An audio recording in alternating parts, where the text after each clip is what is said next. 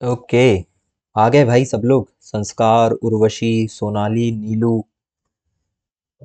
1 minute रुकते हैं, बाकी लोग भी आ जाएं, फिर अपनी इस क्लास को आगे बढ़ाएंगे अपन, क्योंकि सब लोग आ जाएं तो फिर सही रहता है। ओके, आ गए भाई सब लोग, संस्कार, उर्वशी, सोनाली। जो भी लोग आते जा रहे हैं भाई, प्लीज यार कोई जेस्चर भेज दो ताकि मुझे आइडिया लग जाए कि आप लोग ज्वाइन कर चुके हो क्लास को। या तो हेलो बोल दो या तो थंब भेज दो।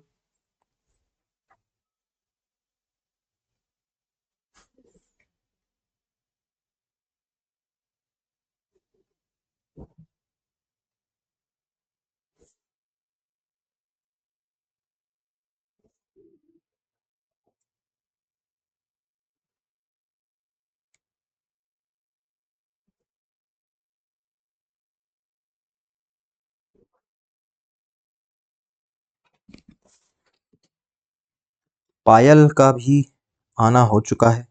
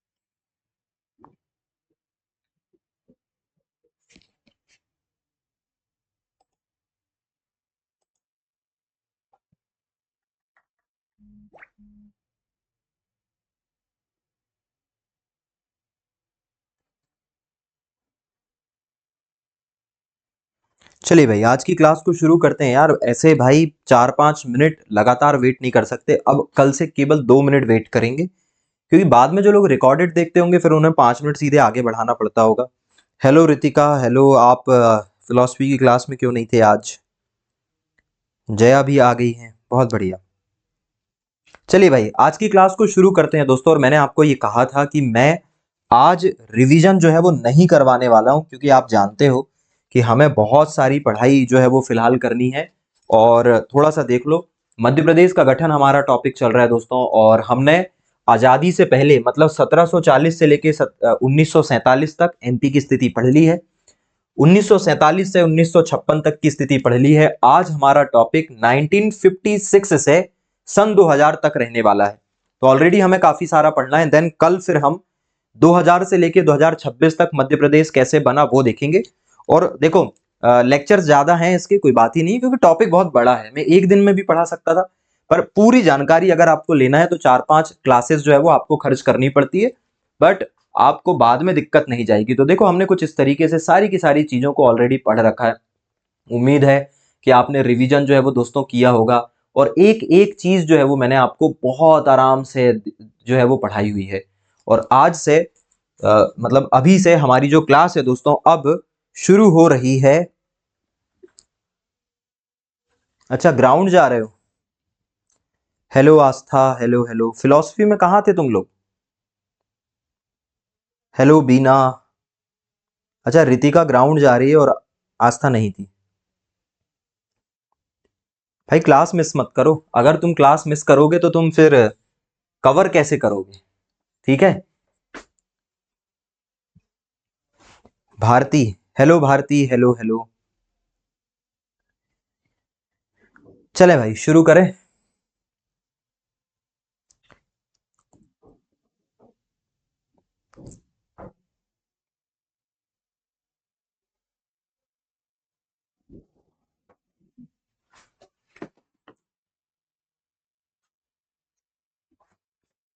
अच्छा, आज ऑफलाइन में 8 बजे तक क्लास थी? ऐसा क्या पढ़ा रहे हैं भाई? मैराथन चल रही है क्या? नहीं नहीं ठीक है, चलें चलें। तो 1956 से लेके सन 2000 तक की स्थिति आज जो है वो हम मध्य प्रदेश की देखने वाले हैं। और देखिए थोड़ी सी बात को समझते हैं दोस्तों।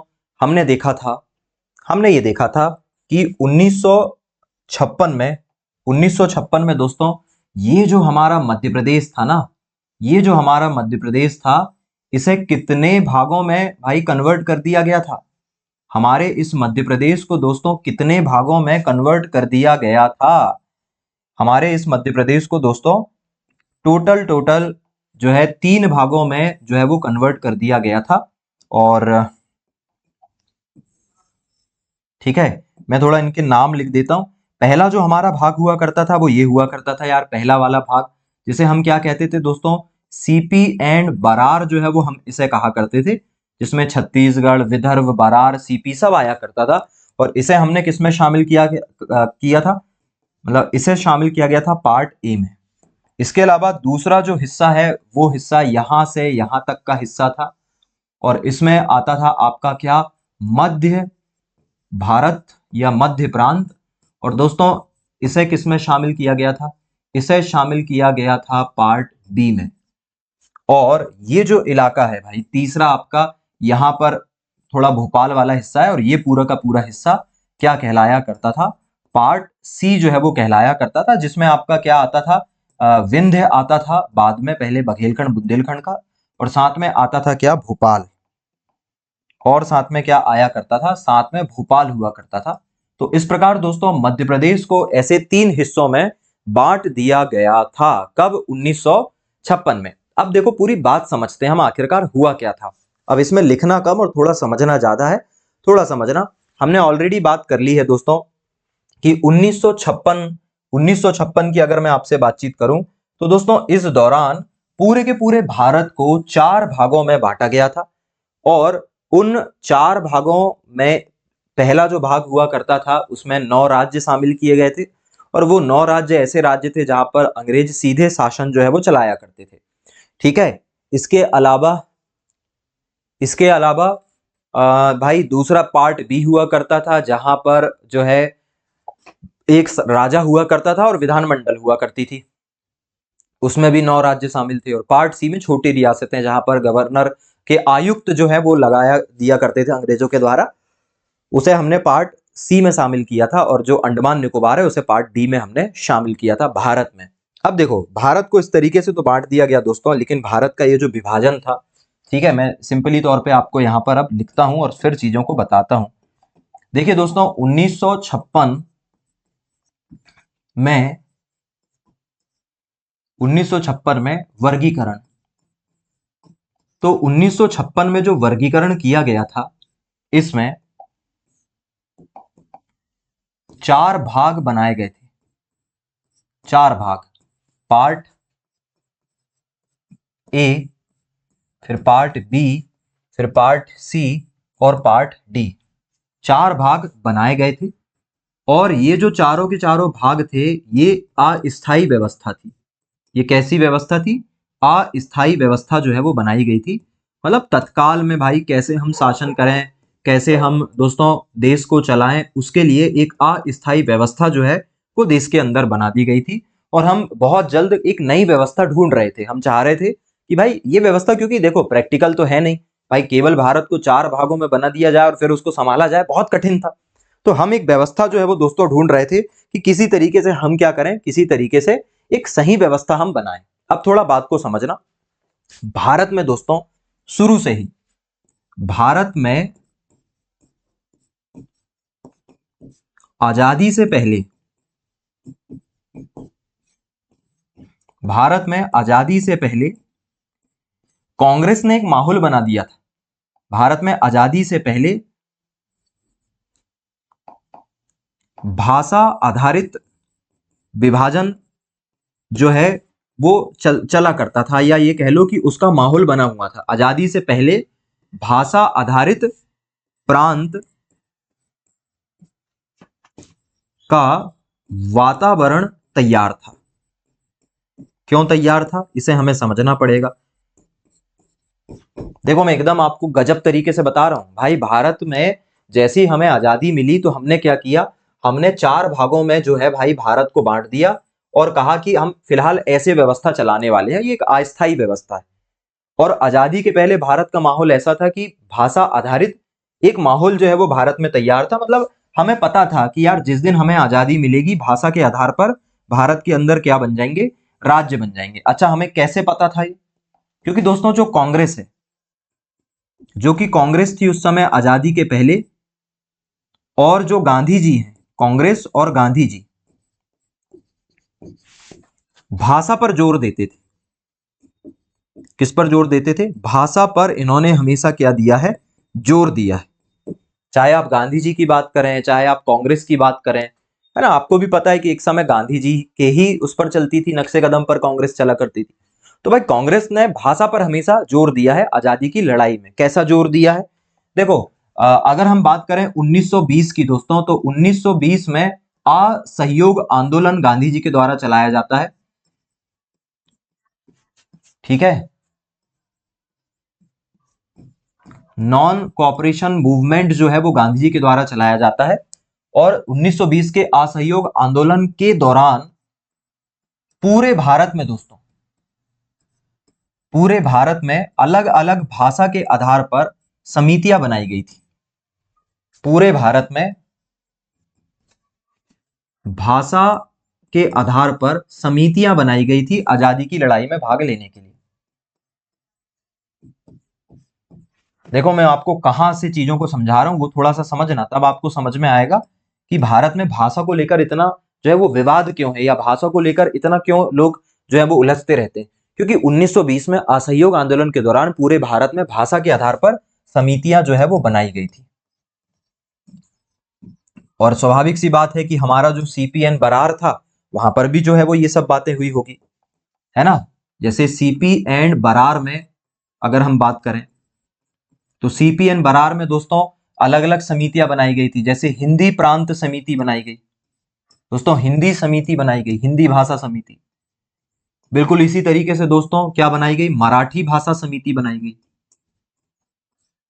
जो विदर्भ वाला क्षेत्र हुआ करता था, जो मराठाओं से शामिल कर लिया था अंग्रेजों ने, वहां पर मराठी भाषा समिति जो है वो बनाई गई थी।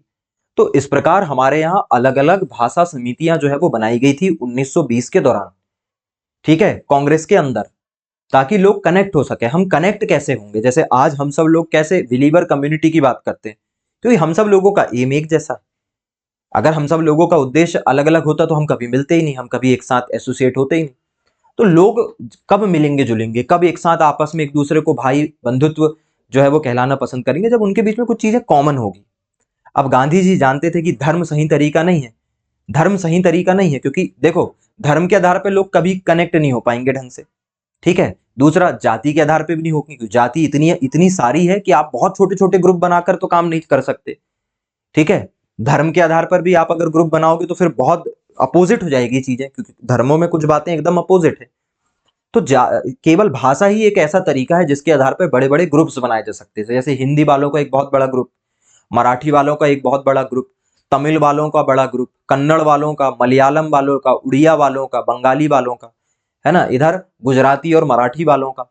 तो अलग अलग ग्रुप बनाए जा सकते थे पूरे भारत में। इस बात को ध्यान में रखते हुए गांधी जी ने किस बात पर जोर दिया है? भाषा के आधार पर जोर दिया है।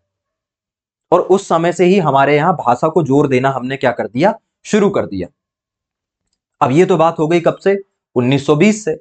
लेकिन फिर क्या हुआ? जब 1956 के आसपास, मतलब ये मैं कह दूं कि जब हमें आजादी मिली 1947 के बाद,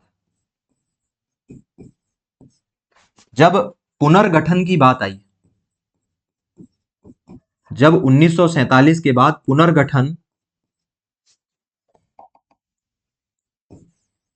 की कवायद शुरू हुई, कवायद मतलब प्रयास शुरू हुए, तो उस समय जो प्रधानमंत्री थे भाई पंडित नेहरू, उन्होंने कहा कि एक काम करते हैं भाई, देश में एक सर्वे करवा लेते हैं। वो तो ठीक है, गांधी जी ने भाषा के आधार पे जोर दे दिया तो लोगों के दिमाग में बैठ गई कि भाई हाँ, भाषा के आधार पे चीजें बन जाएगी। हिंदी वाले हिंदी क्षेत्र में रहेंगे, मराठी वाले मराठी क्षेत्र में रहेंगे, और वो लॉजिकल भी लगता है। भाई मराठी वाले हिंदी क्षेत्र में कम्युनिकेट नहीं कर पाएंगे तो लोगों को लगा कि वैसे राज्य बन जाएगा, क्या दिक्कत।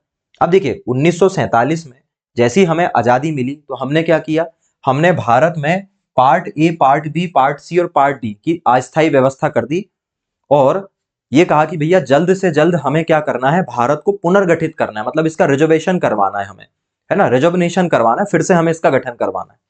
और इसे ध्यान रहते हुए सबसे पहले जो है वो एक आयोग बना, ठीक है, पुनर्गठन के लिए आयोग बना जिसका नाम था, नाम देखना क्या था, क्योंकि आप नाम से समझ पाओगे कि भाषा कितनी वो थी। तो पहली बार जो कमीशन बना उसका नाम था भाषाई प्रांत आयोग।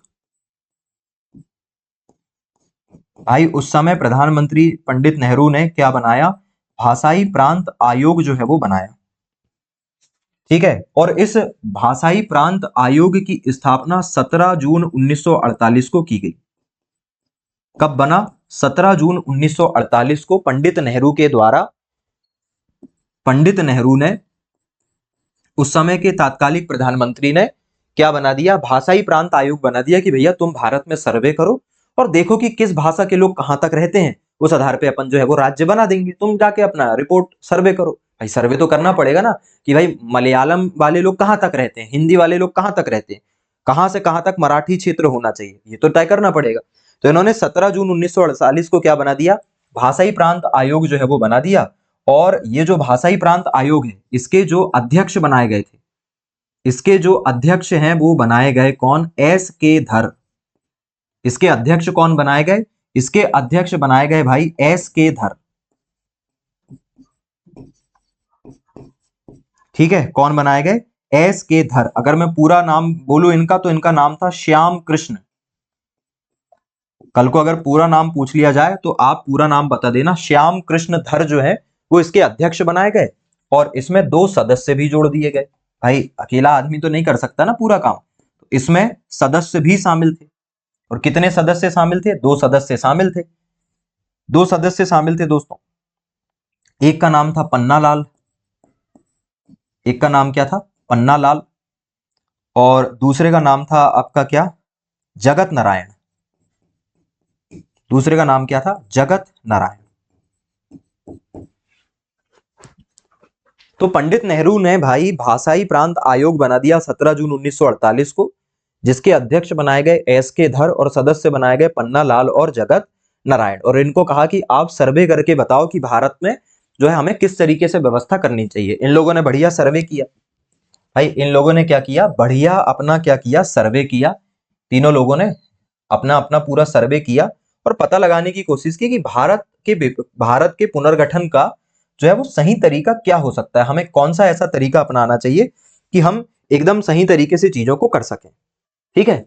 अब देखो, इन्होंने कहा कि भैया सबसे पहले इन लोगों ने कहा कि धर्म के आधार पर, धर्म आधार नहीं हो सकता, हम धर्म के आधार पर राज्य नहीं बना सकते। क्यों? क्योंकि ऑलरेडी भारत में धार्मिक दंगे चल रहे हैं। जब भारत आजाद हुआ था तो बहुत बड़े धार्मिक दंगे जो है वो भारत में हो गए थे हिंदू और मुसलमानों के बीच में, क्योंकि ऑलरेडी पाकिस्तान बना था।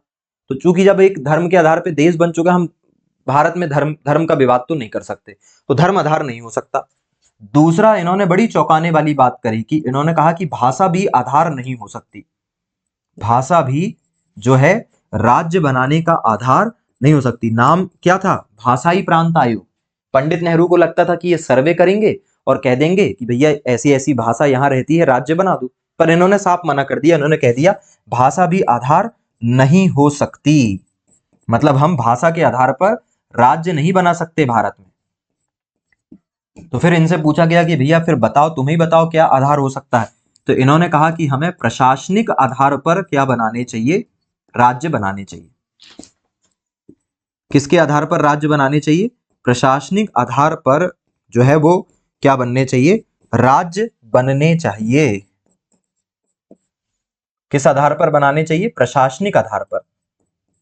जैसे आज हमें ऐसा लगता है कि कोई जिला अगर हम नहीं संभाल पा रहे हैं, तो जिस जिले के तहसीलें दूर दूर होती है, हम उसको एक नया जिला बना देते हैं। उसमें ये थोड़ी ना देखते हैं कि किस धर्म के लोग हैं, किस जाति के लोग हैं, किस भाषा के लोग हैं। हम प्रशासन को बेहतर बनाने के लिए प्रशासनिक सुविधा की दृष्टि से राज्य बना देते हैं। इन्होंने यही कहा। अच्छा, और ये सब बातें इन्होंने कब कही? इन्होंने ये सारी की सारी जो बातें कही है, ये इन्होंने उसी 1948 में कह दी भैया। कब? कांग्रेस अधिवेशन में। ये सारी की सारी बातें कांग्रेस अधिवेशन में इन्होंने कह दी 1948 में। इस समय कांग्रेस का जयपुर अधिवेशन चल रहा था और उस समय कांग्रेस के जयपुर अधिवेशन के जो अध्यक्ष थे वो थे पट्टाभी सीतारमैया। तो इन्होंने पट्टाभी सीतारमैया जी के पास जाकर कहा कि आपने भले ही हमें भाषाई आधार पर प्रांत आयोग बनाया है। किसने कहा? धर कमेटी ने। इसे हम किस कमीशन के नाम से जानते हैं? इसे हम धर कमीशन भी कहते हैं भाई। इसे हम क्या कहते हैं? इसे धर कमेटी भी कहा जाता है, क्योंकि इसके अध्यक्ष क्या थे?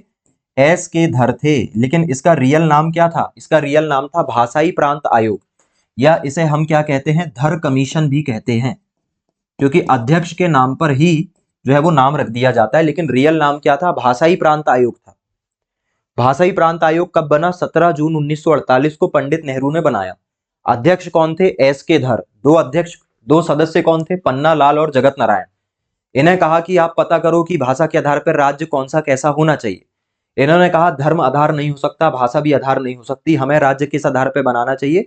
प्रशासन मतलब एडमिनिस्ट्रेशन को ध्यान में बनाते हुए करना चाहिए। भाई जब इन्होंने अपनी रिपोर्ट प्रस्तुत करी तो कांग्रेस में तो हलचल ही मच गई, क्योंकि कांग्रेस के नेताओं को इसकी उम्मीद नहीं थी। कांग्रेस के नेता सोच रहे थे कि एस के धर कमीशन जाएगी, कहेगी कि यहां से यहां तक हिंदी का राज्य बना दो, यहां से यहां तक मराठी बना दो। पर इसने तो कुछ और ही कह दिया। ये तो कह रहे हैं भाषा आधार हो ही नहीं सकती। बात समझ में आ रही है? और तुम्हें भी पता है कि कांग्रेस को चुनाव भी तो लड़ना था, और नेताओं के वोट बैंक किस आधार पर तय होते हैं? भाषा के आधार पर। तो कांग्रेस चाहती थी कि कहीं ना कहीं भाषा आधार हो जाए तो ठीक रहेगा। कुछ नेता चाहते थे, बड़े नेता नहीं चाहते थे, लेकिन कुछ नेता चाहते थे। तो कांग्रेस में विरोध होने लगा। ठीक है, तो फिर कांग्रेस ने क्या की? एक और कमेटी बना दी। कांग्रेस ने 1948 में एक और कमेटी बना दी, जिसमें कांग्रेस के उस समय के अध्यक्ष पट्टाभी सीतारमैया। उस समय कांग्रेस के अध्यक्ष कौन थे? पट्टाभी सीतारमैया। जवाहरलाल नेहरू जो कि प्रधानमंत्री थे। इन्होंने कहा भैया ये धर कमीशन से हो सकता है कि कोई गलती हो गई हो समझने में, इनके पास डेटा गड़बड़ हो सकता है। और उस समय के गृह मंत्री कौन? वल्लभ भाई पटेल। ये जो तीन लोग हैं, इन्होंने कहा कि हम एक बार फिर से जो है एस के धर कमीशन ने जो कहा वो कहा, हम एक बार फिर से चीजों को देख लेते हैं। और इस कमेटी को कहा जाता है दोस्तों जेवीपी कमेटी। कांग्रेस ने क्या कर दी? एक और कमेटी बना दी, जेवीपी कमेटी। और ये कमेटी कब बना दी? ये भी 1948 में ही बन गई। धर कमीशन के साथ ये कमेटी भी एक अनौपचारिक अनऑफिशियल तरीके से बन गई, जिसमें उस समय के कांग्रेस के अध्यक्ष पट्टाभी सीतारमैया, जवाहरलाल नेहरू और सरदार वल्लभ भाई पटेल शामिल थे। और इन्हें कहा गया कि आप देखो, कहीं हो सकता भाई एस के धर कमीशन नई नई कमेटी है, हो सकता है कि इन्होंने घबराहट में या किसी कारण या ज्यादा रिसर्च नहीं की हो, इन्होंने गलत कह दिया। इन तीनों ने अच्छे से जांच पड़ताल की और इन्होंने भी वही कहा कि भाषा के आधार पर राज्य नहीं बन सकते, भाषा आधार नहीं हो सकती राज्यों की। इन्होंने भी क्या कहा, भाषा आधार नहीं होना चाहिए। आधार क्या होना चाहिए राज्यों का? राज्य हमें किस आधार पर बनाना चाहिए? प्रशासनिक आधार पर बनना चाहिए। प्रशासनिक आधार मतलब कहां से कहां तक शासन करना आसान होगा। प्रशासनिक आधार को इन्होंने क्या बताया, उपयुक्त बनाया। इन्होंने कहा भैया राज्य किस आधार पर बनने चाहिए? प्रशासनिक आधार पर बनने चाहिए। अब जैसे ही इन्होंने ये बात कही, पूरे देश में हल्ला मच गया। ठीक है, परिणाम क्या हुआ? इसका क्या परिणाम हुआ? इसका परिणाम क्या हुआ? परिणाम ये हुआ कि कांग्रेस में हलचल मच गई। परिणाम ये हुआ कि पूरे देश में जो लोग थे उनके बीच में असंतोष फैल गया। क्यों फैल गया? क्योंकि लोगों को क्या उम्मीद थी? लोगों को यह उम्मीद थी कि आगे चलकर भाषा के आधार पर हमारे देश में राज्य बन जाएंगे, तो हम लोग बढ़िया भाषा भाषा वाले लोग साथ में रहेंगे। दूसरा क्या है, कांग्रेस के नेताओं का भी ये कहना था कि भाई आप प्रशासनिक आधार पर कैसे राज्य बनाओ, प्रैक्टिकली थोड़ी ना पॉसिबल है, लोग कैसे कनेक्ट होंगे, कुछ मराठी लोग हिंदी लोगों के साथ रहने लगेंगे, कुछ ठीक है, थोड़ी दिक्कत थी। लेकिन भाई इन लोगों का स्ट्रांग बिलीफ था, पट्टाभी सीतारमैया का, जवाहरलाल नेहरू का, वल्लभ भाई सरदार वल्लभ भाई पटेल का, कि ऑलरेडी हम धर्म के आधार पर बटे हुए हैं, जाति के आधार पर बटे हुए हैं, अगर हम और भाषा के आधार पर बट गए तो फिर बहुत भेदभाव होगा। भाषा के आधार पर राज्य बनाओगे तो नेता जो है वो भाषा को वोट बैंक बनाकर चुनाव लड़ेंगे, फिर किसी भाषा, जहां पर जिस भाषा के लोग ज्यादा होंगे उनका वर्चस्व ज्यादा हो जाएगा, फिर वही भाषा के लोग देश चलाने लगेंगे। जैसे आज भारत में देखो, आज भारत में हिंदी भाषी लोग ज्यादा हैं, तो हिंदी भाषी लोगों का दबदबा रहता है। और यही कारण है कि हमारे साउथ, भारत का जो साउथ वाला हिस्सा है वो भारत की राजनीति में उतना सक्रिय नहीं है। इस वजह से साउथ वाले लोग उत्तर भारत के लोगों के साथ एक अंदर ही अंदर जेलसी रखते हैं कि उनके पास उतना प्रोग्रेस नहीं है ना। तो है कहीं ना कहीं ये बात है, जब तुम साउथ की पॉलिटिशियन या साउथ की पॉलिटिक्स को देखोगे तो उन्हें सबसे बड़ी आपत्ति इसी बात से है कि भारत की राजनीति यूपी, एमपी, राजस्थान, बिहार यहीं से तय हो जाती है। मतलब अगर कोई पार्टी, जैसे हम अभी की पार्टी की बात कर ले या भाजपा की बात कर लें, तो भाजपा यूपी, एमपी, छत्तीसगढ़, बिहार, राजस्थान, गुजरात, इनको अगर जीत लेती है तो सत्ता पे बैठ जाती है। साउथ ना भी जीते तो काम चल जाता है। तो साउथ वाले वही कहते हैं कि आपने हमें सीट तो दे दी लेकिन हमारी भूमिका बहुत ज्यादा इंपॉर्टेंट नहीं। कोई भी पार्टी साउथ को जीतकर जो है वो साउथ को बिना जीते भी सरकार चला सकती। तो इस बात को लेकर दिक्कत थी, तो बहुत सारे लोगों के बीच में क्या फैल गया, असंतोष जो है वो भाई फैल गया। ठीक है, और इन्हीं लोगों ने क्या कहा, इन्हीं लोगों ने कहा कि प्रशासनिक आधार पर हमें जो है वो क्या बनानी चाहिए, भारत को बांटना चाहिए, और इन्हीं आधार पर पार्ट्स बनाए गए। इसी आधार पर पार्ट ए बनाया गया था, पार्ट बी बनाया गया था, पार्ट सी बनाया गया था, और पार्ट डी जो है वो बनाया गया था फिर से। तो जो part A B C D है वो जेबीपी कमेटी ने बना दिया था कि उन्होंने कहा हमें इस तरीके से काम जो है वो करना चाहिए।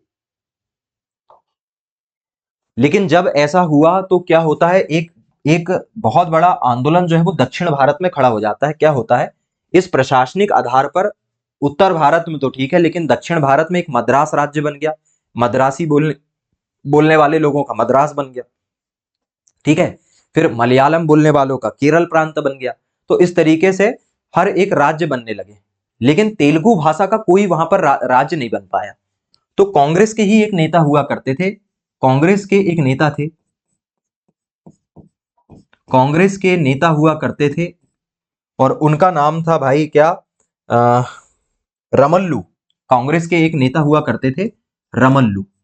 मैं पूरा नाम नहीं बता रहा हूं, वो तुम पूरा नाम का कोई मतलब नहीं है। तो कांग्रेस के एक नेता हुआ करते थे रमल्लू, ने जो है वो अनशन शुरू कर दिया।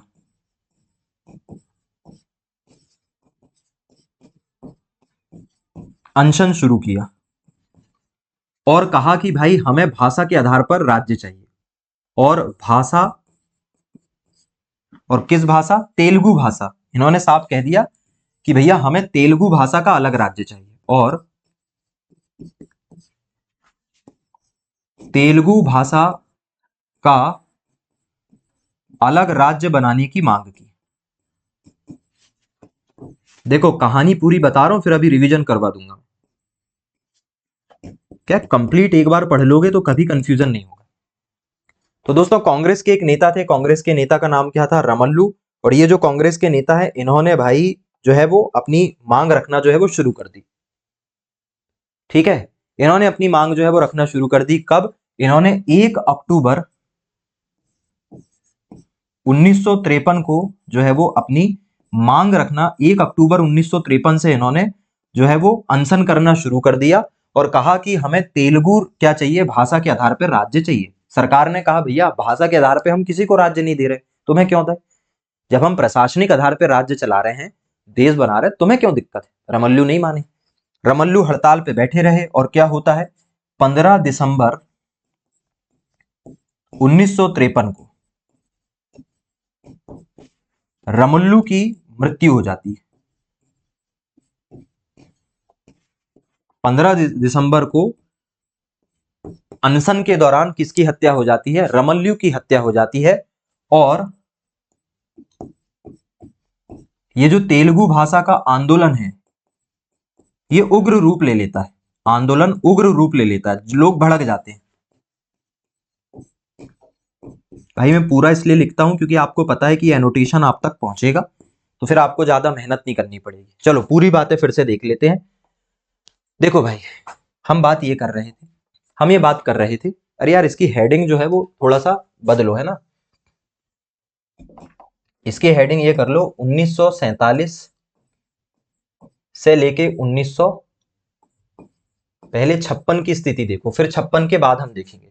तो 1947 से 1956 तक क्या हुआ, हमने ये देखा कि 4 पार्ट बनाए गए थे। और क्यों बनाए गए थे? क्योंकि भारत में आजादी के पहले भाषा आधारित प्रांत का वातावरण बन चुका था। कांग्रेस और गांधी जी बार बार भाषा पर बहुत ज्यादा जोर दिया करते थे। 1920 में जब असहयोग आंदोलन चल रहा था, तब पूरे भारत में भाषा को आधार बनाकर जगह जगह पर क्या बनाई गई थी, भाषाओं की प्रांत समिति बनाई गई थी, आजादी की लड़ाई में योगदान देने के लिए। और इसी दौरान सीपीएन बरार में मराठी और भाषा के लिए और हिंदी भाषा के लिए प्रांत समिति बनाई गई। फलस्वरूप क्या हुआ, 1947 के बाद जब हम आजाद हुए तो पुनर्गठन की कवायद शुरू हुई और लोगों के मन में था कि भैया क्या होगा, भाषा के आधार पर राज्य बना दिए जाएंगे। लेकिन क्या होता है, नेहरू जी 17 जून 1948 को प्रांत भाषा आयोग बनाते हैं, जिसके अध्यक्ष कौन बनते हैं, एस के धर। आगे चलकर हम इस कमेटी को क्या कहने लगते हैं, एस के धर कमेटी कहते हैं। एस के धर कमेटी के अध्यक्ष कौन थे, एस के धर। दो लोग और कौन थे, पन्ना लाल और जगत नारायण। तो पन्ना लाल और जगत नारायण और एस के धर जी ने क्या किया, सर्वे किया और कहा कि धर्म के आधार पर नहीं बनाया जा सकते राज्य, जाति के आधार पर नहीं बनाया जा सकते, भाषा के आधार पर भी नहीं बना सकते। हमें राज्य किस आधार पर बनाना चाहिए, प्रशासनिक आधार पर ही राज्य को बनाना चाहिए। जब ये बात सामने आई तो कांग्रेस के अंदर जो है वो हलचल मच गई। तो फिर पट्टाभी सीतारमैया जो कि उस समय के कांग्रेस के अध्यक्ष थे, जवाहरलाल नेहरू जो प्रधानमंत्री थे और वल्लभ भाई पटेल जो कि गृह मंत्री थे, है ना, इन्होंने एस के धर को कहा कि अगर हम ऐसा करते हैं तो देश में दंगे भड़क जाएंगे। तो इन्होंने कहा हम भी एक बार सर्वे कर लेते हैं। इस कमेटी को क्या कहा गया, जेवीपी, जवाहर वल्लभ पट्टाभी, सबके नाम के आधार पर जेवीपी कमेटी कह दिया, क्या, जवाहर वल्लभ पट्टाभी समिति बना दी गई। और इन्होंने भी वही कहा कि देश में अभी भाषा के आधार पर राज्य बनाने का माहौल नहीं है, भाषा के आधार पर राज्य बनाना पॉसिबल नहीं, है ना। अरे भाई हिंदी भाषा के लोग, अब 2 लोग अगर हिंदी भाषा के तमिलनाडु में रहते हैं तो क्या उनके लिए वहां छोटा सा राज्य बनाएंगे क्या, दिक्कत है ना। तो इन्होंने कहा भाषा के आधार पर राज्य नहीं बन सकता, हम राज्य प्रशासनिक आधार पर ही बनाएंगे। और इस प्रकार भारत में पार्ट ABCD बना दिए गए। इसका परिणाम यह हुआ कि देश में असंतोष फैल गया और 1 अक्टूबर 1953 को कांग्रेस के नेता रमल्लू जो है वो अनशन पर बैठ गए और तेलुगु राज्य की उन्होंने मांग की। 55-56 दिन के बाद, 56 दिनों की हड़ताल के बाद 15 दिसंबर 1953 को रमल्लू की मृत्यु हो जाती है और आंदोलन बहुत ज्यादा तेज हो जाता है। ठीक है, आंदोलन इतना तेज हो जाता है भाई, आंदोलन इतना तेज हो जाता है कि पंडित जवाहरलाल नेहरू जो है वो कहते हैं कि अब आंदोलन इतना तेज हो गया है कि अब हम इसे नहीं रोक सकते। और फाइनली पंडित नेहरू जो है, जो कि उस समय के क्या है, प्रधानमंत्री हैं, पंडित नेहरू जो है वह आंध्र प्रदेश का गठन कर देते हैं। किसका गठन कर देते हैं, आंध्र प्रदेश का गठन कर देते हैं।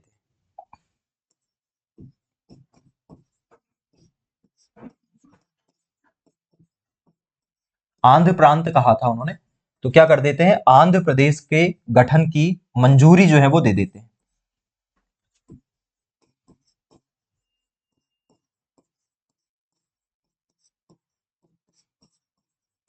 और कमाल की बात यह है कि किस आधार पे दे देते हैं? भाषा के आधार पर। किस भाषा के आधार पर? तेलुगु भाषा के आधार पर।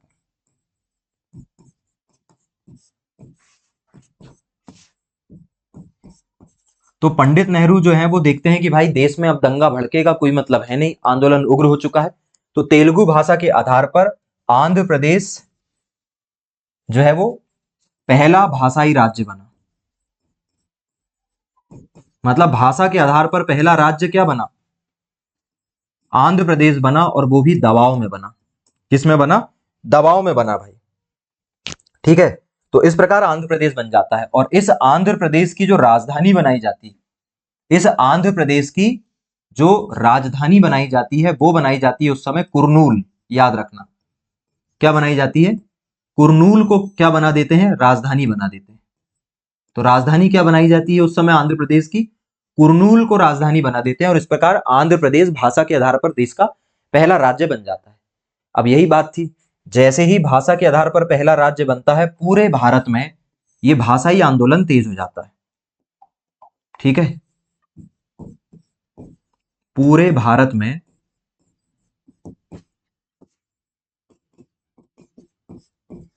भाषाई आंदोलन फैल जाता है भाई, क्योंकि अब हर नेता को पता है कि अब सरकार पर दबाव बनाया जा सकता है। ठीक है, तो फिर कांग्रेस क्या करती है? कांग्रेस को पता था कि आंदोलन फैलेगा, तो कांग्रेस एक कमेटी बनाती है। कांग्रेस एक नई कमेटी बनाती है जिसका नाम है फजल अली कमेटी। कांग्रेस एक नई कमेटी बनाती है, और इस कमेटी को कहती है कि तुम्हें ये नहीं देखना है। सरकार क्या करती है? फजल अली कमेटी जो है वो बना देती है। कब बना देती है? फजल अली कमेटी जो है वो बनाई जाती है कब? 21 दिसंबर, ध्यान से देखना है ना, ये फजल अली कमेटी कब बनाई जाती है? 21 दिसंबर 1953 को बना दी जाती है। 15 दिसंबर को किसकी डेथ होती है? रमुल्लू की। आंदोलन तेज होता है तो पंडित नेहरू क्या बना देते हैं? आंध्र प्रदेश। और उसके 6 दिन बाद 21 दिसंबर को कौन सी कमेटी बना दी जाती है? फजल अली कमेटी जो है वो बना दी जाती है।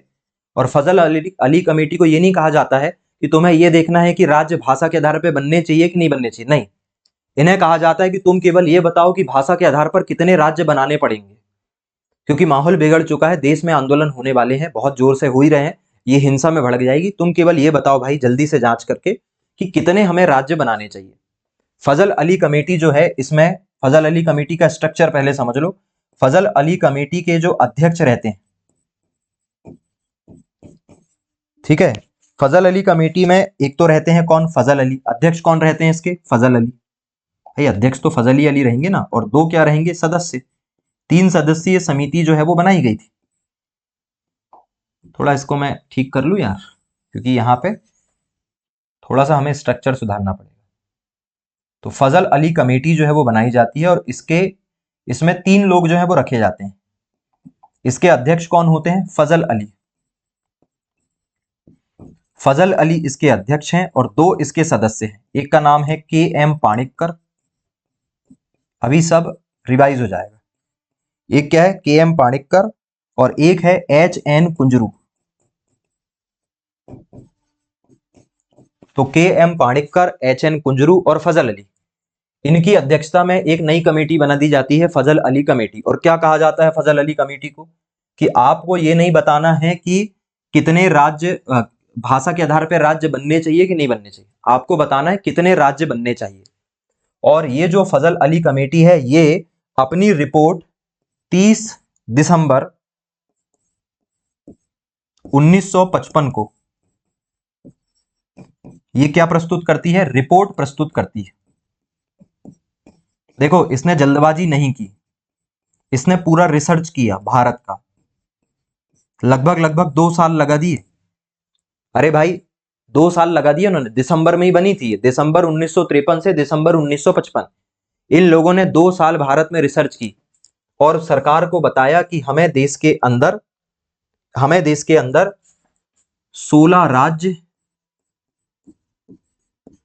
और 3 केंद्र शासित प्रदेश जो है वो बनाने चाहिए।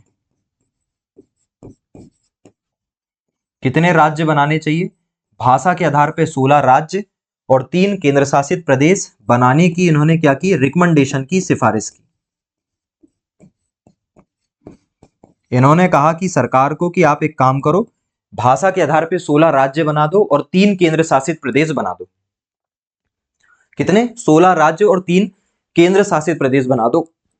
ठीक है, कांग्रेस ने इनकी बात मान ली और कांग्रेस ने क्या किया, कांग्रेस ने संविधान में संशोधन किया। कांग्रेस ने संविधान में 7वां संशोधन किया। देखो क्या है, ये सब करने के लिए हमें संविधान को बदलना पड़ता है। तो संविधान में 7वां संशोधन हुआ और इस 7वें संशोधन के आधार पर 14 राज्य और 6 केंद्र शासित प्रदेश बनाए गए। भाई उन्होंने रिकमेंडेशन कुछ और की थी, उन्होंने कहा था 16 राज्य बनाने चाहिए और 3 केंद्र शासित प्रदेश बनाने चाहिए, लेकिन कांग्रेस ने नहीं माना। कांग्रेस ने कितने राज्य बनाए? 14 राज्य बनाए और क्या बनाए, 6 जो है वो केंद्र शासित प्रदेश जो है वो इन्होंने बना दिए। ठीक है, किस संविधान संशोधन के द्वारा? 7वें संविधान संशोधन के आधार पर। ठीक है, अच्छा एक बात का और ध्यान रखना, इस कमेटी ने भाषा के आधार पर तो बनाने की बात कही, लेकिन इस कमेटी ने कहा कि ये 16 राज्य बनाते समय प्रशासनिक व्यवस्था को ध्यान में रखना जरूरी है। इन्होंने प्रशासनिक सुविधा को ध्यान में रखने की बात की। इन्होंने कहा कि भाषा के आधार पर बनाओ, लेकिन महत्व किसको दिया है? प्रशासनिक सुविधा को दिया है। हमेशा याद रखना, फजल अली कमेटी ने ये जरूर कह दिया कि 16 राज्य और 3 केंद्र शासित प्रदेश बना दो, लेकिन ये कहा कि हमेशा ध्यान रखना कि भाषा से ज्यादा महत्वपूर्ण क्या है? प्रशासनिक सुविधा है। तो भाषा के आधार पर बनाओ, लेकिन प्रशासनिक सुविधा ज्यादा महत्वपूर्ण। तो भाषा और प्रशासन में चुनना पड़े तो क्या चुन लेना? प्रशासन चुन लेना। किसने कह दिया? फजल अली कमेटी ने कह दिया, मतलब के.एम. पाणिक्कर, कुंजरू और फजल अली ने कह दिया।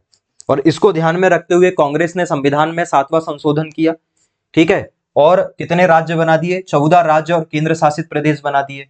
और इसी में क्या शामिल है? इसी में हमारा एमपी भी शामिल। ठीक है, और इसी दौरान क्या बना? एमपी जो है वो 14 राज्यों में शामिल था।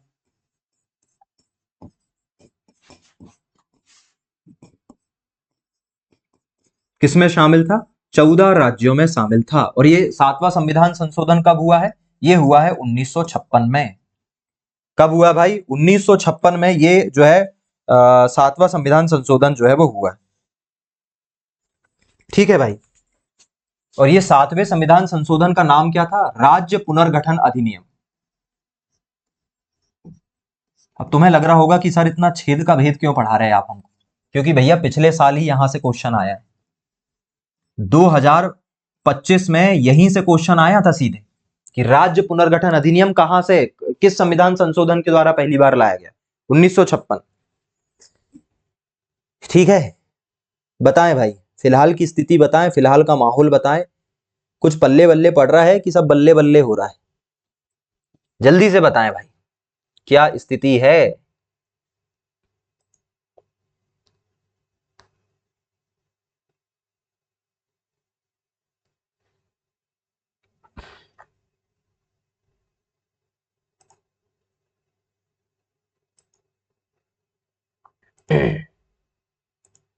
आजकल अपनी क्लास में भाई सब आने लगे हैं ना, मतलब ऑलमोस्ट लोग आने लगे यार, बहुत बढ़िया है।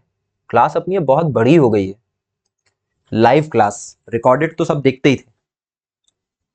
और ऐसा नहीं है यार, देखो अपन ऐसे ही है अपना काम, अपन पढ़ते हैं तो फिर अच्छे से पढ़ते हैं, तबीयत से पढ़ते हैं, है ना? ऐसा पढ़ते हैं कि फिर पूरा ही पढ़ लो वाली बात। हेलो शिवानी, मैं आपको हेलो बोलना भूल गया था। Hello hello hello. और थोड़ा सा वापस आओ, थोड़ा सा रिवीजन कर लेते हैं। थोड़ा यार, थोड़ा बताओ तो, तुम्हें समझ में आ रहा नहीं आ रहा? क्या स्थिति? हेलो शिवम,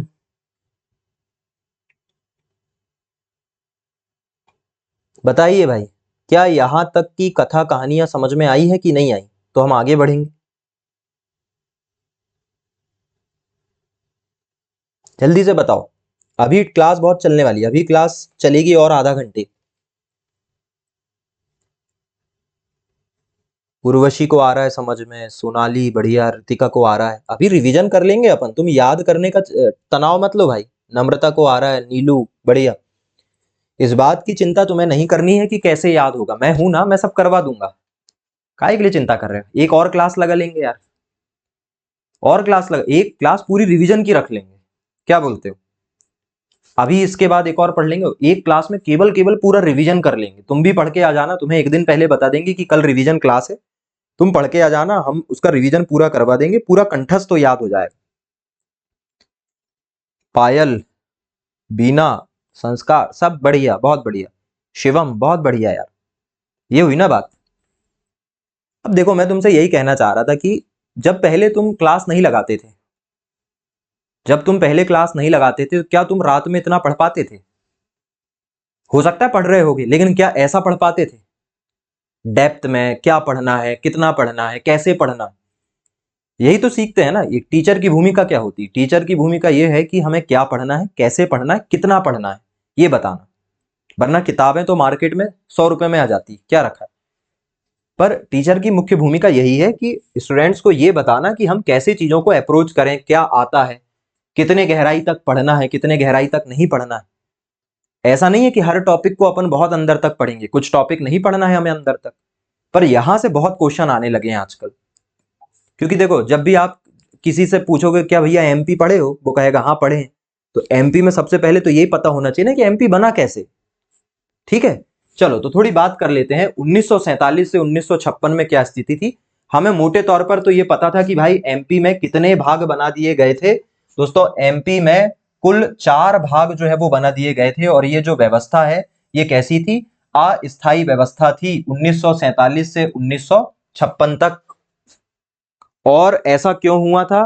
तो उसकी कहानी भारत में आजादी से पहले शुरू होती है। भारत में आजादी से पहले भाषा का माहौल तैयार कर दिया था गांधी जी और कांग्रेस ने, और उनकी गलती नहीं है भाई, लोगों को जोड़ना था यार आंदोलन के लिए, तो लोगों को जोड़ने का तरीका है भाषा।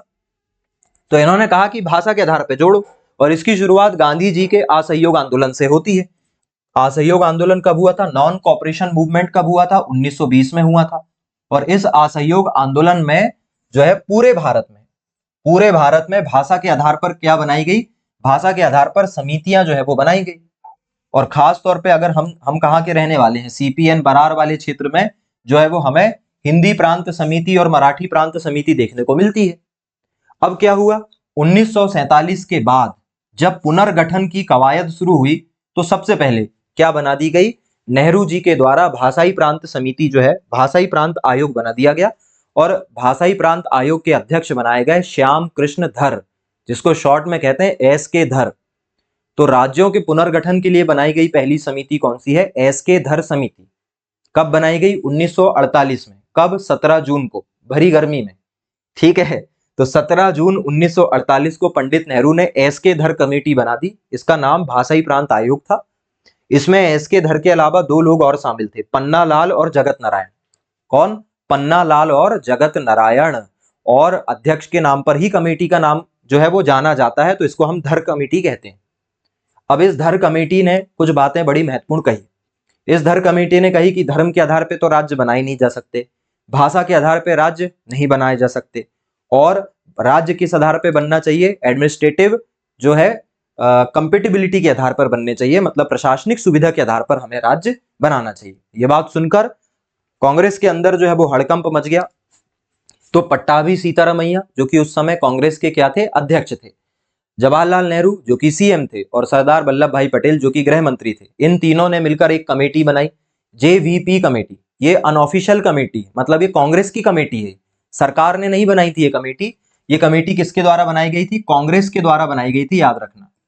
ये कांग्रेस के द्वारा जो है वो बनाई गई कमेटी है। इसे किसने बनाया? कांग्रेस ने बनाया, अपने खुद के इंटरेस्ट से। और तुम्हें भी पता है कि जब भारत को आजादी मिली होगी तो कांग्रेस के अलावा कोई बड़ी पार्टी थी भी नहीं, कांग्रेस ही सब कुछ थी। तो बड़े नेता सब कांग्रेस में थे। तो इसे जेवीपी कमेटी कहते हैं, जवाहर वल्लभ पट्टाभी सीतारामैया के नाम पर जेवीपी कमेटी 1948 में बना दी गई। और इन्होंने भी वही बातें कही कि भाषा को आधार नहीं बनाया जा सकता, आधार क्या होना चाहिए? प्रशासन होना चाहिए। और इस आधार पर इन्होंने कहा कि भारत के अंदर जो है वो हमें चार पार्ट बना देना चाहिए प्रशासन के आधार पर, और इन्होंने चार पार्ट बना दिए। जब ये बात दूर दूर तक गई तो परिणाम क्या हुआ, पूरे देश में असंतोष फैल गया।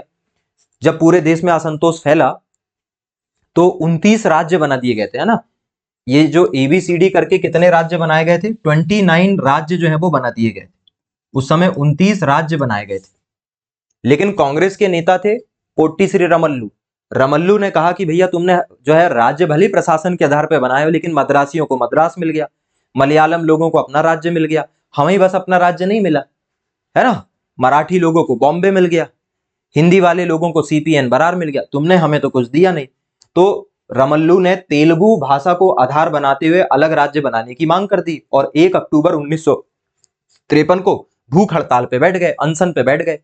फिर 15 दिसंबर 1953 को इनकी डेथ हो गई, और इनकी डेथ होने से ये जो भाषा का आंदोलन है, तेलुगु भाषा का आंदोलन, ये बहुत तेजी से फैल गया। जब ये आंदोलन फैला तो पंडित नेहरू ने आंध्र प्रदेश के गठन की मंजूरी दे दी, और तेलुगु भाषा के आधार पर पहला भाषाई राज्य जो है वो बन गया। ठीक है, क्या बन गया, तेलुगु भाषा राज्य जो है वो बन गया।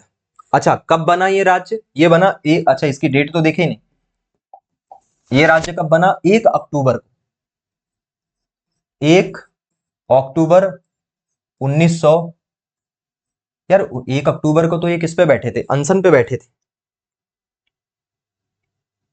कुछ गड़बड़ कर दी है क्या अपन ने।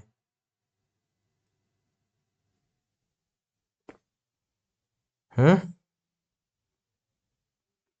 सही तो है कि गड़बड़ है, एक सेकंड भाई जरा देख ले कैसे हो सकता है। भाई 1 अक्टूबर 1953 को तो रमल्लू ने हड़ताल की, 15 दिसंबर 1953 को इनकी डेथ हुई, 21 दिसंबर 1953 को क्या बनी, फजल अली कमेटी बनी। दिक्कत क्या हो रही है, जेबीपी कमेटी भी बन गई बीच में। थोड़ा सा याद कर लें क्या, चलो फिलहाल छोड़ो यार, इसको देख लेते हैं, फिलहाल तो देख लो 1 अक्टूबर, नहीं नहीं इसको छोड़ दो अभी, इसको छोड़ लो, इसको रीचेक कर लेंगे, डेट कुछ तो गड़बड़ हो रही, वैसे 1 अक्टूबर ही मिलता है यार हर जगह, है ना, पर उसको थोड़ा ठीक कर लेंगे। तो आंध्र प्रदेश के गठन को मंजूरी मिल जाती है, और तेलुगु भाषा के आधार पर आंध्र प्रदेश पहला भाषाई राज्य जो है वो बन जाता है। अगर डेट गड़बड़ रही तो अगली क्लास में सुधार लेंगे, ठीक है। पूरे पूरे भारत में फिर भाषा का आंदोलन तेजी से फैल जाता है, और सरकार इससे निपटने के लिए 31 दिसंबर 1953 को क्या बना लेती है, फजल अली कमेटी बना लेती, ठीक है। जिसके अध्यक्ष कौन बनाए जाते हैं, फजल अली। सदस्य कौन रहते हैं, के एम पाणिक्कर और एच एन कुजरू। और इस प्रकार ये 2 साल रिसर्च करती है फजल अली कमेटी, और 2 साल रिसर्च करने के बाद 30 दिसंबर 1955 को क्या कहती है कि भैया भाषा के आधार पर 16 राज्य और 3 केंद्र शासित प्रदेश बनाने चाहिए, लेकिन किस बात का ध्यान देना चाहिए, प्रशासनिक सुविधा का ध्यान रखते हुए। ऐसा नहीं है कि भाषा के आधार पर कहीं भी कोई भी राज्य बना दो, नहीं, ठीक है। मैं लिख दे रहा हूं यहां पे भाषाई आधार, इन्होंने आधार क्या बनाया, भाषा को क्या बनाया, आधार बनाया, लेकिन प्रशासनिक सुविधा की बात की। और इस आधार पर फिर आगे चलकर क्या हुआ, संविधान में 7वां संशोधन हुआ 1956 में, और राज्य पुनर्गठन अधिनियम प्रस्तुत किया गया, और इस अधिनियम के द्वारा भारत में क्या हुआ, भारत में दोस्तों 14 राज्य बनाए गए और 6 केंद्र शासित प्रदेश जो है वो बना दिए गए। क्या बने, 14 राज्य और 6 केंद्र शासित प्रदेश जो है वो भाषा के आधार पर बने, और उसी में से एक क्या बना, अपना एमपी। उसी में से एक क्या बना भाई, एमपी बना। चलो यहां तक जरा देख लो, फिर हम आगे चलते हैं। थोड़ा सा देख लो भाई, पूरी कहानी देख लो, फिर हम आगे चलते हैं। पहले स्लाइड को देखो, फिर हम आगे चलते हैं।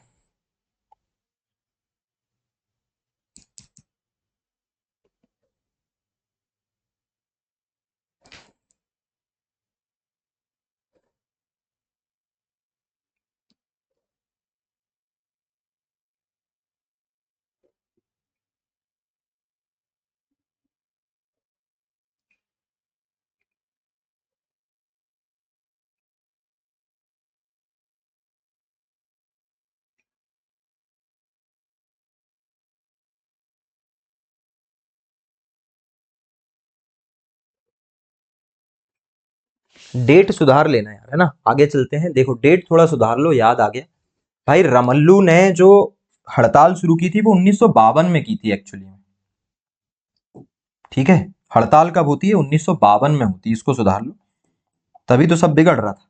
तो 1 अक्टूबर 1952 को ये हड़ताल करते हैं और 15 दिसंबर 1952 को क्या हो जाती है? इनकी डेथ हो जाती है।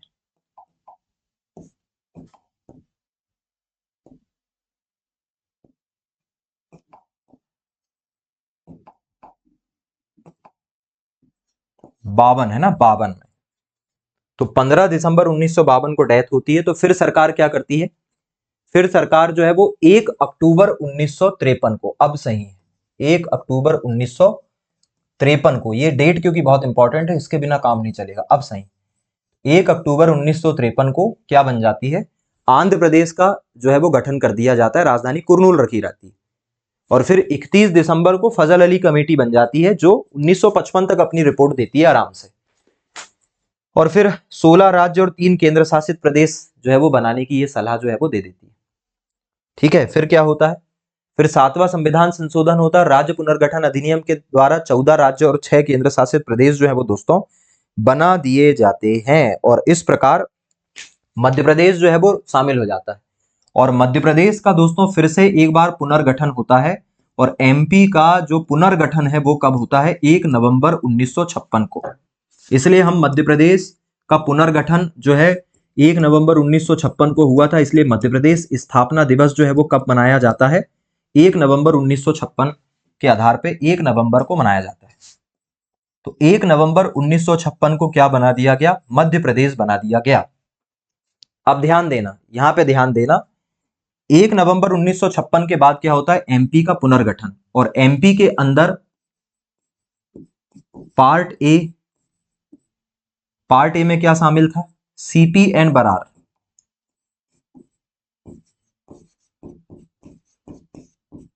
ठीक है। पार्ट बी में क्या शामिल था? पार्ट बी में शामिल था मध्य, पार्ट बी में हो गया आपका क्या, जिसको आप कहते हो मध्य प्रांत, मध्य भारत। और पार्ट सी में क्या शामिल था? पार्ट सी में शामिल था आपका क्या? भोपाल रियासत का हिस्सा भोपाल। और साथ में क्या शामिल था? विंध्य, ठीक है। इन सब को आपस में मिला दिया जाता है और इन सब को मिलाकर क्या बना दिया जाता है? मध्य प्रदेश बना दिया जाता है। क्या बनाया जाता है? मध्य प्रदेश। तो पहली बार अब हमें यहां पर मध्य प्रदेश जो है वो कहा गया है। और ये जो नाम दिया जाता है, ये जो दोस्तों मध्य प्रदेश का जो नाम है वो दिया गया किसके द्वारा? पंडित नेहरू ने जो है वो मध्य प्रदेश का नाम दिया। तो पंडित नेहरू द्वारा क्या कहा गया? मध्य प्रदेश कहा गया, क्योंकि ये देश के बीचों बीच था, तो इसको इन्होंने क्या कह दिया? मध्य प्रदेश कह दिया। और कहा कि ये देश का हृदय है। तो हृदय प्रदेश भी किसने कहा है? मध्य प्रदेश।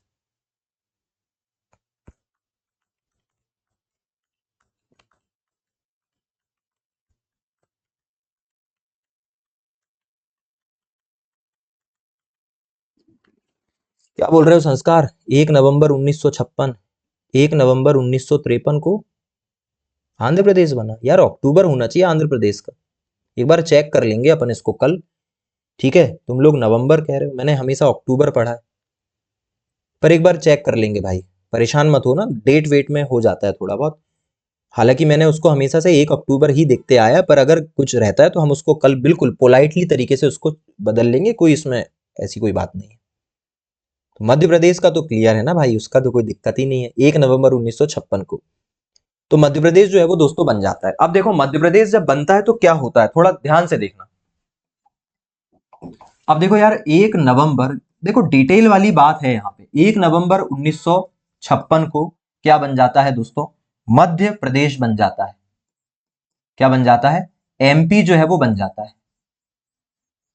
अब थोड़ा सा ध्यान देखना, 1 नवंबर 1956 के पहले क्या स्थिति थी और 1 नवंबर 1956 के बाद क्या स्थिति थी, थोड़ा ये हम देखने वाले हैं। देखो भाई 1 नवंबर 1956 के पहले हमारा जो एमपी है वो कुछ इस प्रकार हुआ करता था।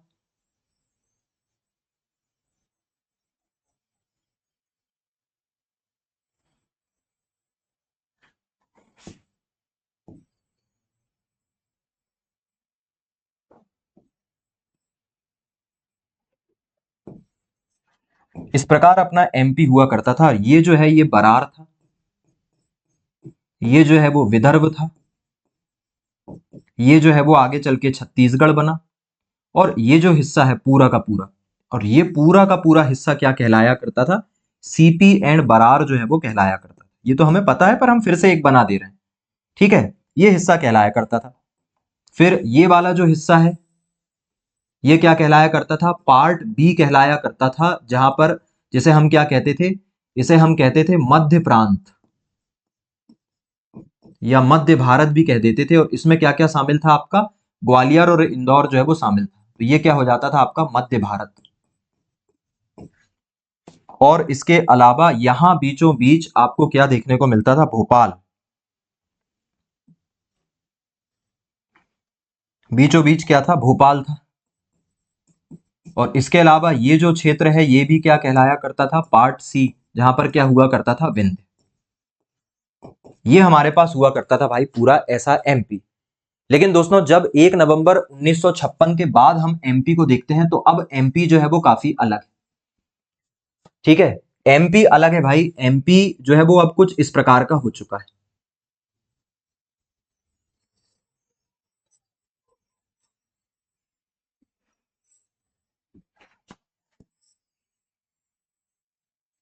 ये इतना बचा है, इस एमपी में आपको इतना क्षेत्र देखने को जो है वो मिलता है। ये हमारा एमपी था। और ये क्या कहलाया, मध्य प्रदेश जो है वो कहलाया, पूरा का पूरा क्या कहलाया, मध्य प्रदेश कहलाया, ठीक है। और ध्यान से रखना, कुछ परिवर्तनों के साथ, सीधे सीधे नहीं मिला दिया गया सबको, कुछ परिवर्तनों के साथ पार्ट ए, बी, सी को जो है वो मिलाया गया। मतलब ये जो part A, part B, part C और आपको दिखाई दे रहे हैं, इन्हें सीधे नहीं मिलाया गया, इसमें थोड़ा बहुत जो है वो परिवर्तन हुआ है। और क्या परिवर्तन हुए हैं अब उसे यहां पर देख लो। जो परिवर्तन हुए हैं उसे थोड़ा यहां पर अब आप देख लो, आपको समझ में आ जाएगा। देखिए सबसे पहले दोस्तों, पहला पार्ट ए में परिवर्तन। तो पहले पार्ट ए क्या कहलाया करता था, सीपीएन बरार। तो ध्यान से देखना, इस पार्ट ए का जो हिस्सा था विदर्भ, दोस्तों विदर्भ को छोड़कर, विदर्भ को छोड़कर जो पार्ट ए है वो किस में मिलाया गया, एमपी में आ गया। विदर्भ को छोड़कर सब किस में आ गया, एमपी में आ गया। और ये जो विदर्भा था, ये जो विदर्भा था, चूंकि इसमें सब लोग मराठी बोला करते थे तो विदर्भा को किस में जोड़ दिया गया, बॉम्बे में जोड़ दिया गया। विदर्भ को किस में जोड़ दिया गया, बॉम्बे में। तो दोस्तों विदर्भ के 8 जिले जो हैं वो एमपी से निकालकर किस में जोड़ दिए गए, बॉम्बे में जोड़ दिए गए, क्योंकि यहां पर जो लोग थे वो क्या बोलते थे, मराठी बोलते थे। और इसमें क्या क्या शामिल था, इसमें शामिल था आपका अमरावती और अकोला। क्या क्या शामिल था, अमरावती और अकोला। दूसरा था वर्धा और बुल्ढाना, वर्धा और बुल्ढाना। इसके अलावा था चंद्रपुर, जिसको आजकल आप बोलते हो चांदा। तो अमरावती और अकोला, वर्धा और बुल्ढाना, ये पूछ लिया जाता है, अभी मैं इसकी ट्रिक भी बता दूंगा। तो अमरावती, अकोला, वर्धा और बुल्ढाना और चंद्रपुर, कितने हो गए, 5। इसके अलावा यवतमाल और नागपुर, यवतमाल और नागपुर। और क्या रह गया भाई, बुल्ढाना हो गया, वर्धा हो गया, चांदा हो गया, और भंडारा। एक और क्या है, भंडारा। कैसे याद रखोगे, A, B, C, Y, N, ठीक है। या A B C N Y कर लो, ऐसे ही कर लो। ए से 2 है, बी से 3 है और वाई एन, ठीक है भाई। पार्ट ए में विदर्भ को छोड़कर पूरा का पूरा पार्ट ए किस में मिला दिया गया था, एमपी में मिला दिया गया था। और किस भाग को नहीं मिलाया गया था भाई, किस भाग को नहीं मिलाया गया था, तो जो विदर्भ है उसे नहीं मिलाया गया था, क्योंकि विदर्भ जो है, यहां के लोग क्या बोला करते थे, मराठी। और अब राज्य किस आधार पे बन रहा है भैया? राज्य अब भाषा के आधार पे बन रहे हैं यार। तो विदर्भ को किस में जोड़ दिया गया था? बॉम्बे में जोड़ दिया गया था। और 8 जिले जो हैं वो किस में शामिल कर दिए गए? वो 8 जिले किस में शामिल कर दिए गए? बॉम्बे में शामिल कर दिए गए। पहले महाराष्ट्र नहीं हुआ करता था, पहले महाराष्ट्र और गुजरात मिलाकर बॉम्बे कहलाया करता था। पहले महाराष्ट्र और गुजरात दोनों एक थे, बॉम्बे कहलाया करते थे। फिर बहुत बाद 1960 में गुजराती मराठी विवाद बहुत ज्यादा हो गया, तो गुजरातियों का गुजरात, मराठियों का महाराष्ट्र, पर पहले मिलाकर बॉम्बे कहलाया करते थे, जिसमें ये 8 जो है वो जिले शामिल थे। क्या क्या? अमरावती और अकोला। देखो मैं फिर से लिख रहा हूं ताकि आपका एक रिवीजन हो जाए और थोड़ा व्यवस्थित भी कर देते हैं इसको। ठीक है, याद कर लो, कल पूरा इसका रिवीजन करवाएंगे, कल पूरा रिवीजन करवा देंगे। चलो क्या क्या शामिल है? ए से 2 है भाई। पहला हो गया अमरावती, और दूसरा क्या हो गया? अकोला। अमरावती और अकोला। बी से क्या है दोस्तों? बी से है वर्धा। देखो वो वी से आता है लेकिन अब उतना चल जाता है। बुलढाना। और भंडारा की स्पेलिंग भी तो काय से शुरू होगी? भंडारा की स्पेलिंग भी शुरू होगी किससे? बी से।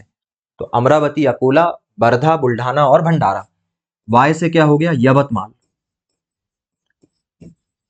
और एन से क्या हो गया? नागपुर, जो कि सीपीएन बरार की तो पहले कैपिटल हुआ करती थी। और इस पूरे को क्या कहा जाता था? विदर्भ। तो ये जो विदर्भ वाला इलाका है वो हटाकर पूरा पार्ट ए एमपी से जोड़ा गया। ठीक है भाई, चलो दूसरी बात हम कर लेते हैं। दूसरा क्या हुआ दोस्तों? दूसरा परिवर्तन हुआ पार्ट बी के अंदर। दूसरा परिवर्तन हमें किसके अंदर देखने को मिला? पार्ट बी के अंदर हमें दूसरा जो है वो चेंज देखने को मिला। और क्या चेंज देखने को मिला भाई? पार्ट बी में दोस्तों, पार्ट बी का एक क्षेत्र है। पार्ट बी का, या ऐसे देखो, पार्ट बी में क्या हुआ? यहां पर एक मंदसौर जिले में एक तहसील पड़ती थी। पार्ट बी में मंदसौर जिले की एक तहसील थी। तहसील का नाम है भानपुरा। का एक गांव है, भानपुरा तहसील का एक गांव है। गांव का नाम क्या है? सुनेल टप्पा। गांव का नाम क्या है? सुनेल टप्पा। ये किसको दे दिया गया? राजस्थान में शामिल कर दिया गया। क्या इसकी सीमा राजस्थान से अटैच हो रही थी, तो हमने इसे किसे दे दिया? राजस्थान, मतलब उस नियम के मुताबिक। तो पार्ट बी में मंदसौर जो है ना, मंदसौर की तहसील है कौन? भानपुरा। और भानपुरा तहसील के अंदर एक छोटा सा गांव आता है सुनेल टप्पा। वो टप्पा खा के कहां चला गया भैया? वो टप्पा खा के चला गया सीधे राजस्थान। ये जो सुनील टप्पा गांव है ना, ये सुनील टप्पा गांव किसे दे दिया गया? राजस्थान को दे दिया गया। और ये किस तहसील का है? भानपुरा तहसील का। और भानपुरा तहसील किस में आती है? मंदसौर में आती है। तो पार्ट बी के मंदसौर जिले की भानपुरा तहसील का सुनील टप्पा राजस्थान में दे दिया गया। और क्या किया हमने? और राजस्थान के कोटा जिले, भाई एक दिया है तो एक लेंगे भी ना, तो राजस्थान के कोटा जिले का एक गांव है जिसका नाम है सिरोंज। सिरोंज गांव को हमने एमपी के विदिशा में शामिल कर दिया। तो एक गांव दिया और एक गांव लिया। एमपी के विदिशा जिले में हमने क्या शामिल कर दिया? एक गांव जो है वो शामिल कर दिया। बढ़िया किया ना भाई। सुनील टप्पा जो गांव था वो टप्पा खा के राजस्थान चला गया, और राजस्थान के कोटा जिले का जो सिरोंज है वो सिरोंज कहां आ गया? विदिशा में आ गया। ये दो बड़े परिवर्तन जो है वो हुए थे। बाकी पार्ट सी में कोई परिवर्तन नहीं हुआ, और पार्ट सी को सीधे शामिल कर लिया गया। मैं यहां लिख दे रहा हूं,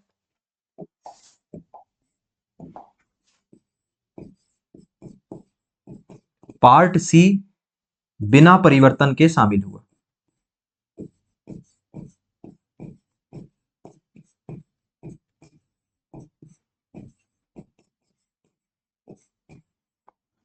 क्लियर है भाई? तो जो पार्ट सी है उसमें हमें कोई परिवर्तन देखने को नहीं मिलता है। तो ये परिवर्तन है भाई। अभी पूरा रिवीजन करवा देंगे, क्यों चिंता कर रहे हैं। क्या इतनी बातें क्लियर है भाई? समय तो ऐसा बीतता है यार जैसे मानो बस रेत हो और हम रेत पकड़ रहे हैं। कब आधा घंटे बीत जाते हैं पता ही नहीं चलता है।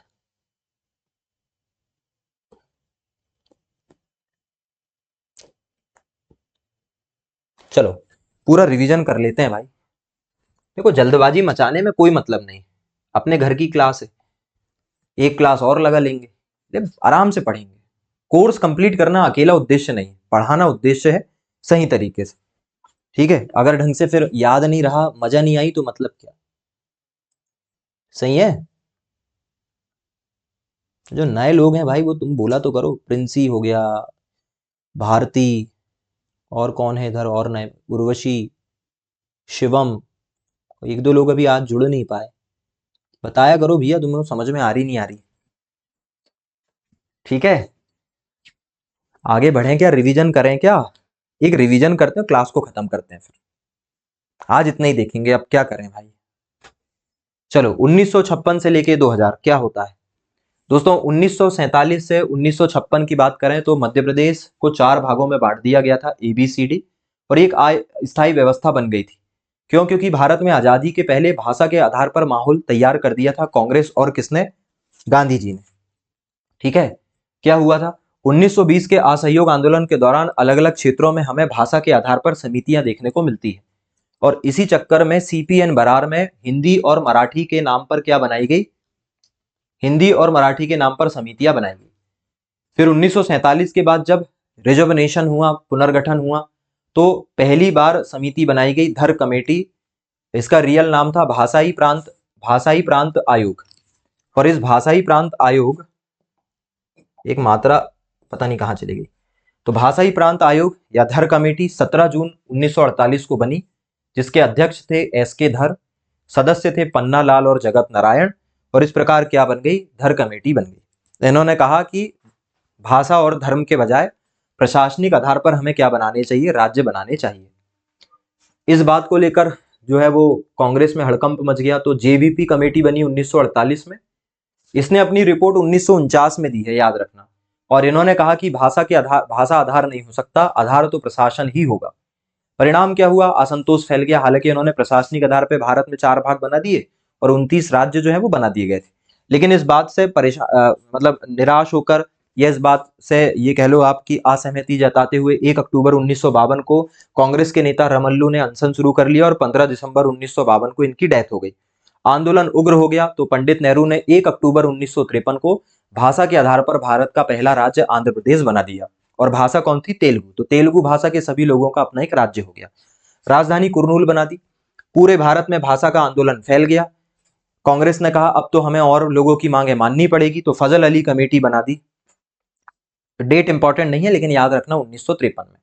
और इसने दिसंबर 1955 में 2 साल की अच्छी खासी रिसर्च करने के बाद कहा कि हमें भाषा के आधार पर राज्य बनाने चाहिए। 16 राज्य और 3 केंद्र शासित प्रदेश बनाने की रिकमेंडेशन इन्होंने की, लेकिन कहा कि प्रशासनिक सुविधा को ध्यान में रखना भैया बनाते समय, वरना लेने के देने पड़ जाएंगे। कांग्रेस ने इनकी बात ध्यान में रखते हुए 7वां संविधान संशोधन किया और राज्य पुनर्गठन अधिनियम के तहत 14 क्या बना दिए? राज्य बना दिए और 6 केंद्र शासित प्रदेश बना दिए। और इसमें से एक हमारा MP था। और MP कब बना? MP बना हमारा कब? 1 नवंबर 1956 को। और इसमें क्या हुआ? सभी पार्ट A, पार्ट B और पार्ट C मिलाकर क्या बना दिया गया? MP। और MP को ये नाम किसने दिया है? पंडित नेहरू, जवाहरलाल नेहरू ने नाम दे दिया। फिर क्या हुआ?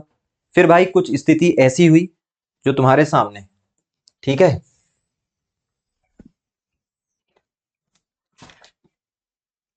स्थिति कुछ ऐसी थी कि 1 नवंबर 1900, अरे भाई वो मध्य प्रांत का, अरे यार रुको रुको रुको, तुम लोग अलग क्यों भाग रहे हो भाई? M और P, अरे इसे व्यवस्थित करना जरूरी है ना।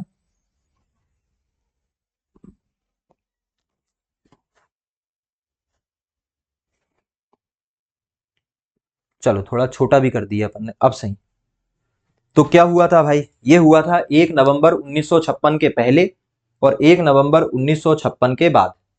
1 नवंबर 1956 को पहले क्या हुआ था? ऐसे part A B C D हुआ करते थे और उसके बाद सीधे बन गया एमपी। ये भी एमपी है लेकिन अलग इसलिए बना है क्योंकि आगे चल के छत्तीसगढ़ बनेगा। और कुछ परिवर्तनों के साथ सभी हिस्सों को जोड़ दिया गया। क्या परिवर्तन हुए भैया? पार्ट ए का जो विदर्भ था वहां मराठी बोलने वाले लोग थे तो वो बॉम्बे में चले गए। और ऐसे कितने जिले थे? 8 जिले थे। क्या क्या कैसे याद रखा है? A B C Y N। ए से 2 हैं, बी से 3 हैं, सी से 1 है, वाई से 1 और एन से 1। ए से क्या क्या है? अमरावती और अकोला। बी से क्या है? वर्धा, बुल्ढाना और भंडारा। सी से क्या है भाई? सी से तो लिखा ही नहीं। सी से क्या है? सी से है चंद्रपुर। तुम लोग बताते भी नहीं हो यार। हाँ,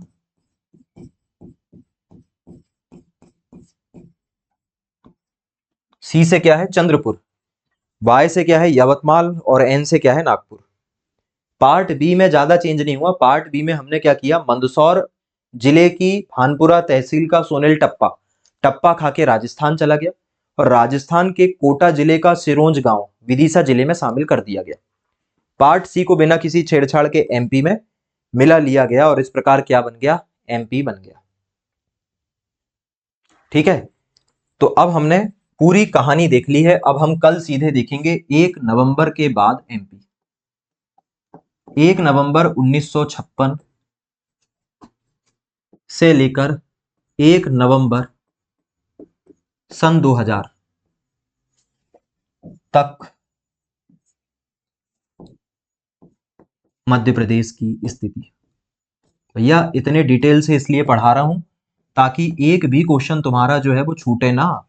क्योंकि पिछले 3 साल में यहां से हर साल आपको क्वेश्चन जो है वो देखने को मिले। यकीन नहीं होता तो प्रीवियस ईयर क्वेश्चन निकाल के देखो मध्य प्रदेश के अलग अलग एग्जाम के, और फिर तुम्हें मेरी जो जानकारी है वो समझ में आएगी कि मैं कितनी महत्वपूर्ण जानकारी तुम्हारे साथ यहाँ शेयर कर रहा हूँ। तो अभी थोड़ा सा परिश्रम आप कर लोगे तो बाद में एग्जाम देते समय चेहरे पे बढ़िया मंद मंद मुस्कान रहेगी। सब तुम्हें देखकर परेशान होंगे और तुम परफॉर्म दे रहे होगे, है ना? तो अगर तुम चाहती हो कि एग्जाम देने के बाद तुम एग्जामिनेशन हॉल से मुस्कुराते हुए निकलो तो भाई तुम्हें अभी जी तोड़ मेहनत करनी पड़ेगी। सिंपल है। अभी की मेहनत बाद का मजा, अभी का मजा बाद की समस्या। तो फिलहाल आज की क्लास को यहीं खत्म कर रहे हैं। लगभग 1.25 घंटे की क्लास हो गई है और कल मिलेंगे इसी टाइम पर। ठीक है,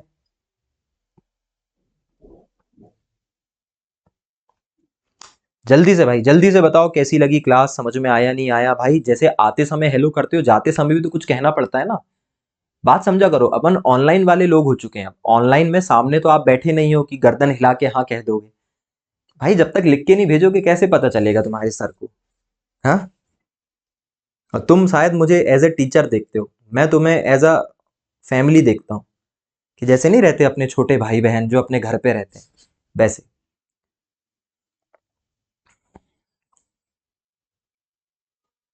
जल्दी से बताओ फटाफट कैसी लगी क्लास, समझ में आ रहा है नहीं आ रहा है? तुम्हें मजा आ रहा है कि नहीं? अगर तुम्हें ऐसा लगने लगा कि सर बहुत ज्यादा ऐसा हो रहा है फिर बता देना, फिर जल्दी से उसको निपटा भी सकते हैं। पर मैं आपको ऐसा रिकमेंड नहीं करूंगा। मैं कहूंगा कि जैसे सुनो, एक बार मैंने तुम्हें अगर शॉर्ट में पढ़ा दिया, फिर मेरे से पढ़ने के बाद 1-2 महीने खर्च करने के बाद अगर तुम्हें फिर किताबों की तरफ बार बार भगना पड़ रहा है, फिर तुम्हें किसी दूसरे व्यक्ति से पढ़ना पड़ रहा है, तो पैसे और समय दोनों खराब हो गए ना अपने। उससे बेहतर है एक बार पढ़ो, अच्छे से पढ़ो, उसके बाद फिर बार बार नहीं पढ़ना है, उसी को बार बार पढ़ना है। एक बार नोट्स बन जाएगी, एक बार काम हो जाएगा। मैं कहता हूँ 75% भी चीजें याद रह गई ना तो काम चल जाएगा। पर पढ़ो तो उसको, सिंपल है। तो घबराना नहीं है, बार बार बस पढ़ना है, बार बार क्लासेस लगानी है, स्पीड से लगाओ, जैसे लगाना है वैसे लगाओ। ओके। पायल, शिवानी, सोनाली, नीलू, बीना, संस्कार, भारती, उर्वशी, बहुत बढ़िया है ना? सब लोग हो भाई, सोए तो नहीं हो ना? बहुत बेहतरीन। तो चलिए भाई, और यार जितने भी लोगों को टाइम को लेकर अगर कोई समस्या है तो मैसेज कर देना और बताना कि भैया किस किस टाइम को लेकर समस्या है। अभी जो रात वाला टाइम चल रहा है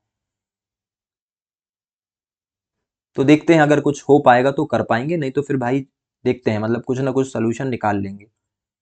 पर यार मुझे ऐसा लगता है कि मॉर्निंग के बजाय ये रात वाली क्लास ज़्यादा अच्छी है। तुम सब रिलैक्स भी रहते हो, बढ़िया, अपना कोई काम भी नहीं रहता, डिस्टरबेंस भी नहीं रहता, बढ़िया क्लास लगती है ना। मॉर्निंग में ऐसा है तुम उतने एक्टिव नहीं रह पाते हो। शाम बढ़िया है। चलिए भाई, आज की क्लास को मैं यहीं ख़त्म कर रहा हूँ और फिलहाल आज की क्लास को यहीं ख़त्म करते हैं हम। Thank you so much Jaya, thank you, और गुड नाइट एवरीवन। एक बार प्लीज़ इसका कल रिवीजन कर लेना यार, प्लीज़ प्लीज़ प्लीज़ रिवीजन किया करो। तुम्हारी सक्सेस केवल और केवल रिवीजन से ही होने वाली है। ओके, और इसके एनोटेशन जो हैं वो आज नहीं आएंगे, इसके एनोटेशन अब सीधे इस चैप्टर के ख़त्म होने के बाद आएंगे। ठीक है, एक बार फिर मैं सारे जो क्लासेस है ना उसमें अपडेट कर दूंगा एनोटेशन, तो इसका रिवीजन इस क्लास को फिर से लगा के कर लेना। हम मिलते हैं कल की क्लास में। नमस्कार, थैंक यू सो मच।